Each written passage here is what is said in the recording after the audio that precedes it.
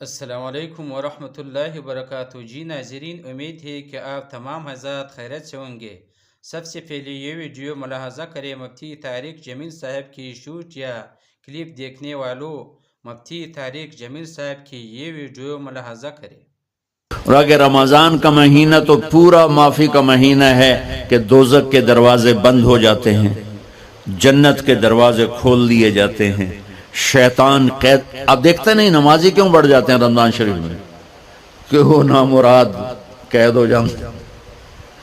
تو کسی کو زنجیروں میں باندھا ہو، وہ چل تو نہیں سکتا، چھوڑ دو زنجیریں تو چل پڑے گا۔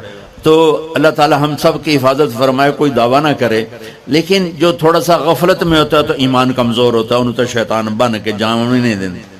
جمعے جاواں گے، جمعے کئی جمعہ بھی نہیں پڑھتے، عید تے جاواں گے، کوئی عید بھی نہیں پڑھتا۔ یہیں یہ ایک نگینہ سینما کے مالک نے بیان کروایا تھا اور اس نے بعد میں اس سینما کو گرا دیا، آج کل وہ کینیڈا میں ہوتا ہے۔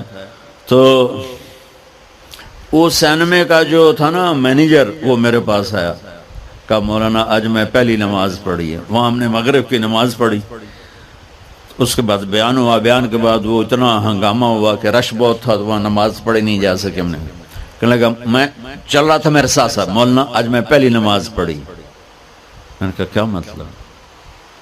کہا جی یہی کہ آج زندگی دی پہلی نماز پڑھی، ہوگا راؤنڈ اباؤٹ 40-45 سال کا۔ میں کہا پہلی نماز؟ ہاں جی پہلی نماز۔ جمعہ پڑھے؟ نہیں کدی نہیں۔ عید؟ نہیں کدی نہیں۔ آج پہلی نماز توڑے پیچھے پڑھی ہے۔ شیطان جب قید ہوتا ہے تو زنجیریں کھل جاتی ہیں، تو نماز